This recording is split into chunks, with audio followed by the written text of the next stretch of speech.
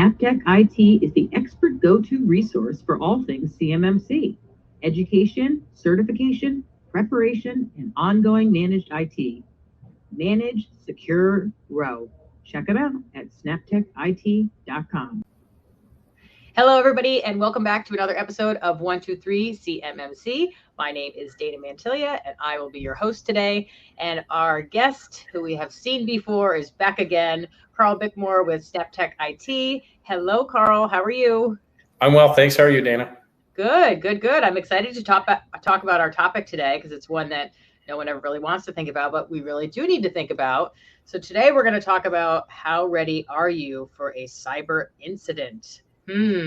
Okay. So to kick this off here, our first question is going to be, do your people have a plan on how to respond? You know, it's so funny.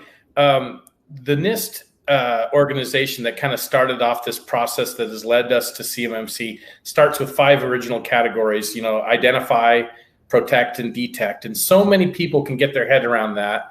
Identify and protect a lot. People are starting to understand threat detection, but so many people never get to that respond and recover phrase of it, which is, how are you going to handle this when it happens and how did it go?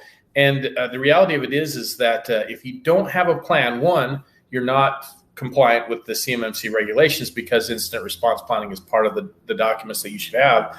But really, as an organization, you should be interested in this anyway, because the decisions you make when people are under stress need to be thought out in advance. If you don't do that, then what you're going to find is that people will be making stressful, tired decisions, and they will not be the optimal ones. I mean, we've seen a few messes happen out there when we've been called in to help with incident response.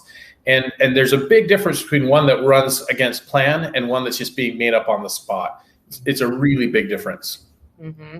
Yeah, I could see that. And the other thing is have they tested it? So they put a plan in place. Does everybody know about it? Have they tested it? So share with us a little bit about testing the plan. Well, you can test it 2 ways. One, by actually having an instance, not the best way to test because, you're going to make the mistakes on an actual instance and be playing with your company's own people and your own money, right? Or you can actually test it proactively by doing tabletop exercises. Tabletops, you create scenarios that are very realistic. You maybe get somebody that is familiar with incidents to give you kind of some scenarios to go through. But if you can sit there and test the plan before you actually have an instance, it's amazing how much more helpful it is during an actual incident. And so even though some people may have this document sitting somewhere on their file server that says it's an incident response, it doesn't mean much if people don't know it, understand it, and use it. And you typically can't get that going until you do some type of tabletop exercise to simulate an actual incident. Mm-hmm. And I think the tabletops are a good idea because I always say when we were kids, we knew exactly what to do with the fire drill. A couple days into school, first thing we're doing is we're doing a fire drill. Everybody knew exactly what to do and where to go. And if we could ever treat this like that, and hopefully there never is a fire, and you think about there weren't many fires when we were kids at school, but everybody knows how to do a fire drill. So there's a lot of cyber attacks that are happening, and most people don't know what to do in that situation. Yeah, it's so true. It's a really good point. It's about building that muscle memory of like, oh, I don't just react. Maybe we stop and communicate first, or maybe we make sure that we're following the procedure. I can't tell you how many times we've seen the on-site IT resource or another outsourced provider in an organization that they just start doing stuff based on and it's with good intentions, but sometimes they're causing more harm than good. I mean, there's been some real doozies out there. You got to remember, people are now at a spot where the entire company is now looking at them. Everybody's totally freaked out. There's probably going to be some ransomware demand happening with really big numbers, and it's just an unpleasant thing. And if you don't have some of the fallback to take you through the steps correctly, you're highly likely to make a mistake. That could have really big consequences to your organization's longevity. Yeah, and it's obviously a very stressful time too. So let's hear about some experiences that you have had. Oh, well, so I love to say that we've always been great at instant response, but it's definitely something in my organization that as we've gone through it, we've become better at. I will tell you those, something that comes up all the time are business email compromises. And that's, the vast majority of successful attacking is happening there. So I can think about, even a relatively recent incident where we had a financial services client that had a business email compromise. And it was noticed initially by the end user, not by us, which was not fun. I could tell you that the initial process was somebody had gotten access to this person's mailbox from a foreign company, which was interesting because we had things like geocode filtering on the email settings, but just about any setting can be broken. This account also had multi-factor authentication turned on, but somehow they'd gotten in and actually disabled the multi-factor. And well, first they changed the phone numbers to the phone numbers for a text for the multi-factor to them so that they could authenticate to the account and they received the text to complete the login with the multi-factor. And so, we've talked a lot about how multi-factor is something that needs to be on, and it's absolutely true. But just don't think that that means you now can't get a compromise and you can just do whatever you want and not have an incident response, not have a plan. Some people talk about the term cyber resilient versus, cyber defense, I guess. The concept is you should really kind of think, I always am vulnerable. I can have an attack and I need to be prepared. Just how can I increase my resilience, right? And multi-factor authentication is great for resilience. But nonetheless, in that experience, look, we found an account that we don't see this very often. It had a lot of good security settings on and multi-factor authentication on, and still yet there was a compromise. Now, fortunately, we did have some logging things in place, so we were able to quickly ascertain how far and wide they got. And we immediately jumped into our instant response plan on this one, which we convene a specific group of people in our organization to begin the communication process and with the customer. And we immediately contact the cyber insurance folks and the legal resource that the customer had set aside to make sure that they're alert and aware. And we begin looking at containment. We begin looking at the process of figuring out the forensic side of this, all in kind of order. And what typically happens with a business email compromise is you don't actually have an interruption beyond the affected mailboxes or 2 or 3 or whatever it may be. So the rest of the folks are usually cruising along okay, but you really have to be careful to figure out how the folks came in and how you can shore that up and get them out. This particular customer did not have a threat detection utility and a SIM tool hooked up to their email at their cloud provider. And because of that, we probably lost some visibility and might have been able to catch this sooner. And we're very hopeful that now that they're, we've gotten the other side that they're ready to think about some of these additional detection things, because maybe we could have stopped it sooner. But ultimately, we were able to fairly quickly respond, contain, get the right people involved. We crafted a message out to their customers. We determined that in this particular scenario, because of the data that was, or more importantly, was not in the email, that this did not represent a PII or a personal financial information breach. And so it wasn't as serious as it could have been. But nonetheless, the process worked fairly well, But I can tell you, a ransomware event, we were involved. This was not one of our customers. It was actually a competitor of ours in the Midwest, a good-sized competitor, about 9,000 computers under management. They had a ransomware attack on their system. This is very similar to how the Kaseya attack went down recently and the SolarWinds attack, is that the IT tool used to manage all these customers was the thing that they got access to. And so we actually got called in by the insurance company to help on this one, because we have a couple of people on our staff that are very good with this particular IT tool. And the problem was their instant response plan was not in good shape. And so their guy that was managing this automation tool, this remote managing tool like a Kaseya or a SolarWinds tool, had kind of been up in the range of 24 hours straight and was starting to really make bad decisions. And was unable to really get this thing contained or identified. And I can tell you, when it was all said and done, it was determined that there was an RDP port, a remote desktop port, open to that server. That's how the vulnerability happened. But nonetheless, the process of going through this, By the end of the first day we got involved, their guy just up and quit. He just left them. He's like, I'm not coming back. And look, and I get it. It's like it's a high pressure situation. They didn't have a game plan. They didn't have the expertise they needed. They had never really planned for an outage of this, and it hit them and all their customers simultaneously.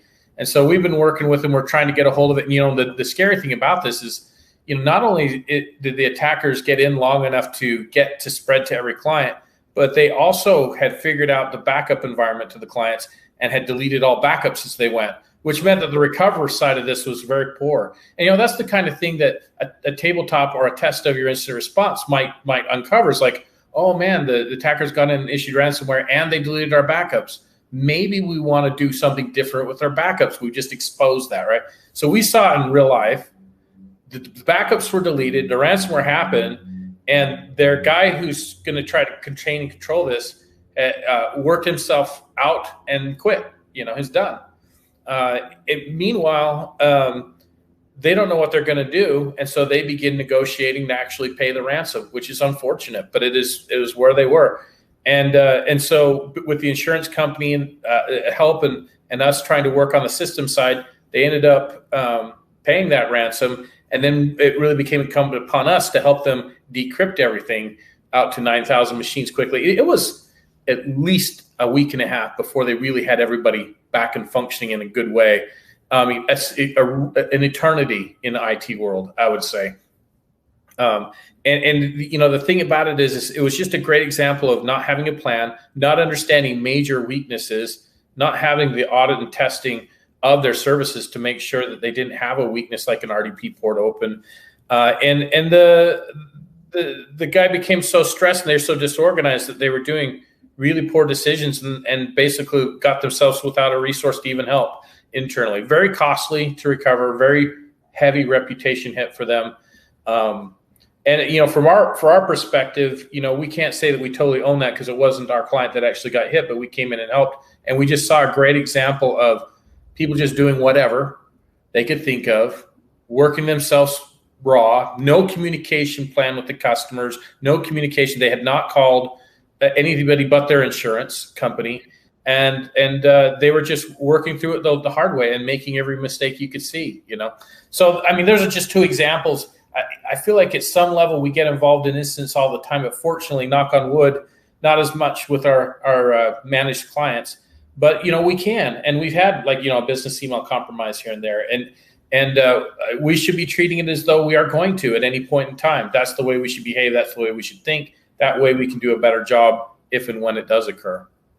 Well, and I think, when these things do happen, everybody wants to turn to the IT department or the MSP and say, well, what are you going to do about this? And they don't understand. If we rewind a little bit, like you just mentioned, a communication plan, you could establish a communication plan right now before anything has happened so that everybody knows what you should and should not be sharing and who's going to be the point person to be in charge of deciding what we're communicating to either the clients or to the media, depending upon the size of the company. And if that's not decided beforehand, it's like the Wild West. Who's on social media telling their friends, who's calling their parents, who's calling a client saying, I don't know what's going on. I think we're getting hacked down here, and that's bad. That's damage that you could definitely avoid. Well, we've seen where a customer drives down to the MSP and starts demanding to enter their facility and demanding they work on their things right now. And there's a lot of crazy things that go down when this happens. And yeah, people will start talking to a customer because one called. But you really do need to be careful and make sure the messaging is together. And that's exactly right. For us, it's simple things like we happen to use Microsoft Teams for internal communication. So we immediately open a Teams chat dedicated to the incident response. We name the incident response, but we name it a name that's a city name, not the company name, not ransomware breach. We avoid calling it things we don't know it is or isn't. And then we know exactly from our policy who should be in that communication. And it's declared who is the person that communicates with customers, who communicates with vendors, and who would communicate with others if there was needed media or whatever that may be. And that's communication is actually probably the number one thing. In fact, if I would give anybody a tip on something to do in your incident response, whenever a major incident happens, just assume you should do an hourly communication check-in with all constituents, just every hour until resolved. that makes an enormous difference in the confidence that even if you have no updates, we have a no updates at this time message. It's amazing how much that helps people understand you're still working on it, you're still trying to help, you're still doing the things you need to do. And then also I think it's important to be honest, and to not give rosy pictures when they don't exist, So anyway, just a couple of war stories there. No, I think those are great. And, people do want to stick their head in the sand and pretend that this did not happen when it does happen. So that's a good point. But I like what you had said about the tabletop exercise and then finding out that they were able to go in there. They would have maybe found out that they could get their backups. You know what I mean? So maybe if they had done a tabletop, like you had said. So speaking of tabletop exercises, let's talk about the first one that you did at SnapTech IT. Well, my business partner, Sean Brown, he's our CISO of our organization, and he had been working with some friends of ours and then created a fun scenario. He created a PowerPoint deck and kind of said, okay, this just happened, this call made, and what do you do? And so we got different people in the room, literally, around a table with the PowerPoint slide up and gave them the scenario. And it was fun at one level to watch our people, but it was also kind of disheartening because the reality of it is until you practice it, people don't even think about the policy. They just start troubleshooting. They start working tickets. They start doing what they normally do. And so even at the point in time that this went from just like, hey, my email won't work. I can't even remember what the scenario was on our first one, but it was probably out to a ransomware scenario. But as soon as the tech got to a point in the troubleshooting call, the fictional one, with the end user that they figured it was probably a big serious security event, he never thought, hey, stop, go communicate, get the team together. Where is the incident response policy? What is the next step I need to take? So that was the first number one really kind of sad thing is the engineers involved didn't once think we should look at the incident response policy and make sure we're following procedure. And that was pretty eye-opening for us. As much as we talk about cybersecurity and how to defend and what to do, even in that moment, even a fictional tabletop, our people still didn't think fundamentally basic, go to the procedure. Well, I could say that since we started doing tabletops, we don't have that issue anymore, but you still have all sorts of things that get uncovered when we run them. Like, oh, did we think that we should involve a legal resource? Have we called insurance yet? Do we know where the number is to call? Mm-hmm. Do we understand what we should or shouldn't say to them? So forth, so on.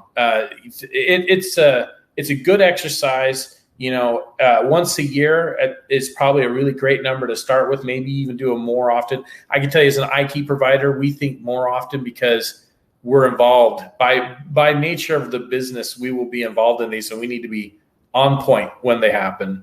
So, that's a good point too about who do we call and what's the phone number, because it sounds silly, but if somebody's got that stored on their computer, let's say the office manager or whoever, has got that, and you can't get access to that, then everybody's saying, well, what's that guy's name? Okay, well, let me see if I can find him on the internet or something like that. You're trying to figure this out like that. And that's kind of a shame. But, Well, yeah, here's a good question. How many people in your organization even know who your cybersecurity insurance is from, right? Probably 2, maybe 3. Mm-hmm. So if you don't have that there in handy and documented, they'll never follow it. They'll never make that call. They can't.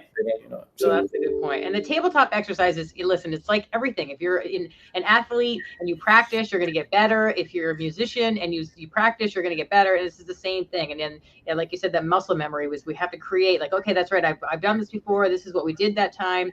And I think that will help everybody. And actually, we just have to make sure they actually start putting something together. That's what it is. Get the ball rolling, right? Have a plan. Test the plan. It's that simple. Right. And ideally don't test it on real instances. Right. Yeah, right. Yeah, exactly. Hopefully. All right. Well, this was really, I like this one a lot. This was good. Hopefully people found this to be helpful. And Karl, look forward to the next one that we're going to do. And thank you, everybody, for listening in. And we hope that you picked up a few tips and you go get your incident response plan put together. Thank you very much, everyone. Take care. Bye-bye.